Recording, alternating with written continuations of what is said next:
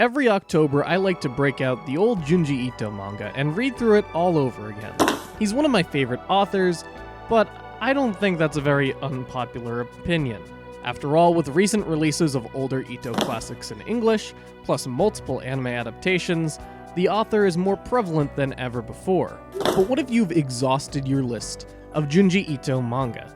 Where do you go from there? Well, let me show you, because believe it or not, there's plenty of horror manga beyond Junji Ito. You just need to know where to start. Today we'll be looking at 3 manga by 3 authors cited by Ito as an inspiration. So if you like Ito, there's a good chance that you'll like these 3 as well. As this is a recommendation video, I'm going to try to avoid spoilers except on things that I think are necessary to bring up. But enough of that, let's slice into some horror manga.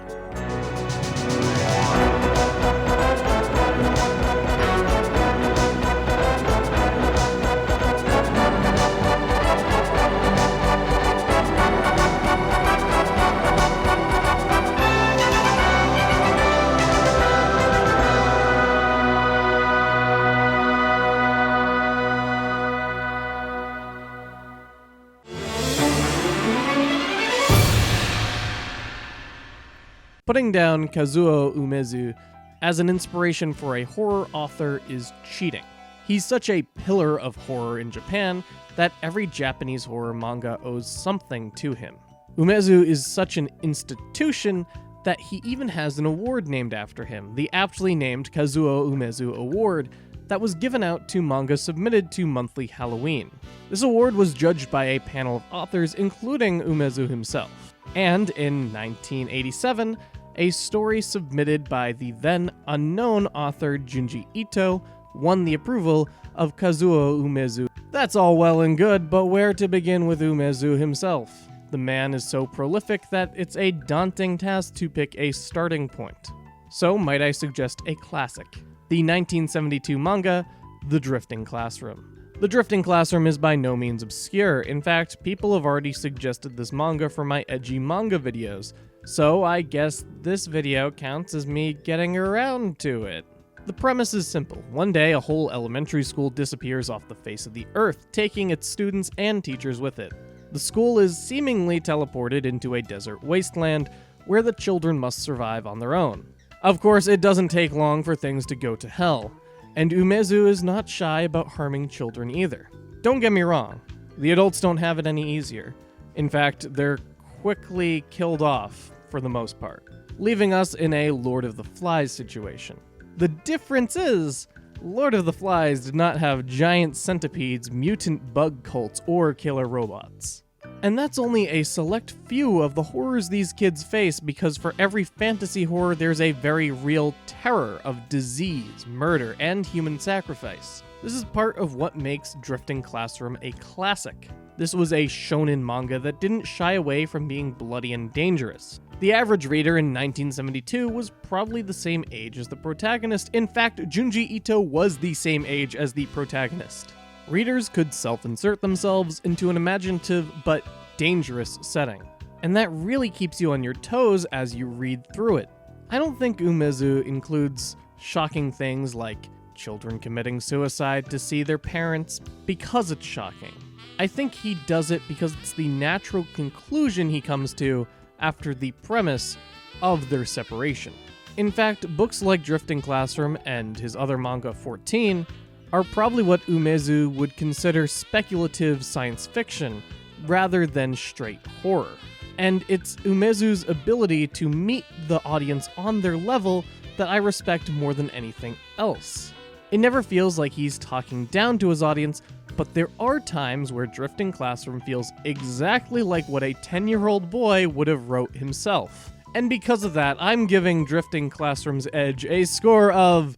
oh, wait, this isn't one of those videos. Either way, Drifting Classroom is a ride from start to finish, one that anyone into horror manga should read. If you've read Drifting Classroom and enjoyed it, check out some other Umezu series. 14 leans way more into sci-fi, but that's not a bad thing.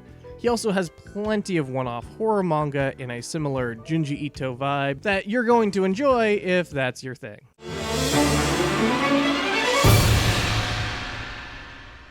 Although Seihiro Maruo is not cited as an influence by Junji Ito, Edogawa Rampo is, with Junji Ito's story, The Human Chair, being a sequel to the Rampo story of the same name. Caterpillar is one of Rampo's more infamous stories, being banned during World War II. This becomes less surprising when you consider the premise of Caterpillar, which is a quadruple amputee war veteran returns home only to be sexually abused by his wife. But don't let the premise fool you. There's more to Caterpillar than quadruple amputee abuse. It very quickly becomes a scathing commentary on Japanese nationalism and militarism, as the Caterpillar himself is a war hero to the public, but suffers from severe mental and physical trauma in private. However, the real criticism comes from our actual main character, the Caterpillar's wife. Tasked with caring for her husband, which is clearly out of her league, she's forced to fulfill the expected selfless duties of a wife for a man that clearly needs a medical professional. Of course, the strain of this responsibility begins to become too much,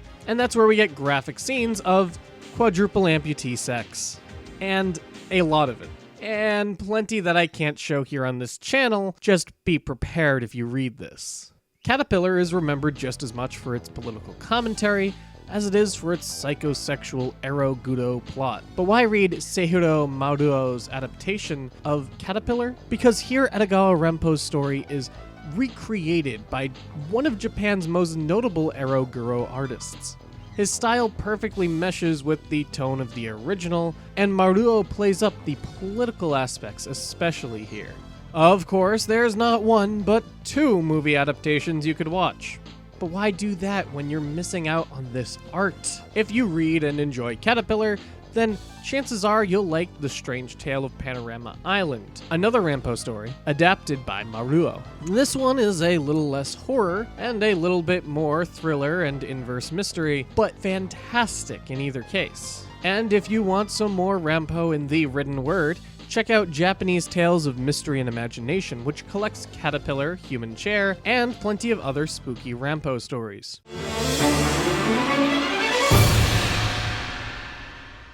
Hideshi Hino is an interesting character in his own right, and in that way, he's the perfect bridge from Umezu to Ito. While Umezu started his work in the early 60s, Hino rose up through the 70s, with his most notable works coming out in the early 80s, just before Ito would hit the scene.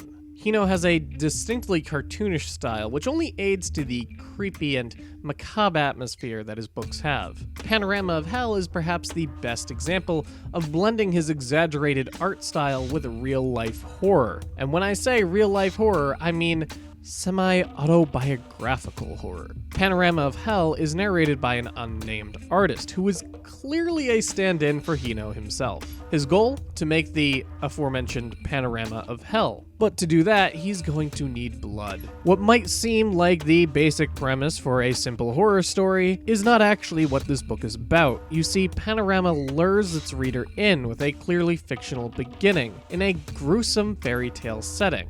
At the start, we have decapitated bodies looking for their heads back, only to be served alcohol by the artist's wife, who cuts open new mouth holes for them in their chests. But as the story continues, the artist begins to delve into his dark family history that all too closely begins to resemble Hideshi Hino's own experience.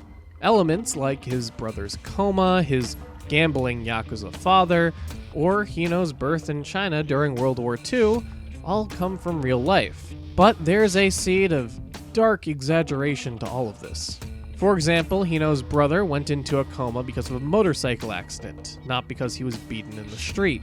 And I feel fairly certain he did not become a lump of flesh literally either. Same goes for Hino's grandfather, who most likely did not vomit a large amount of dice upon his death. And I think I can safely assume that his mother's pregnancy was not affected by the nuclear bomb at Hiroshima, and it did not give Hideshi evil magical powers to wish death upon people.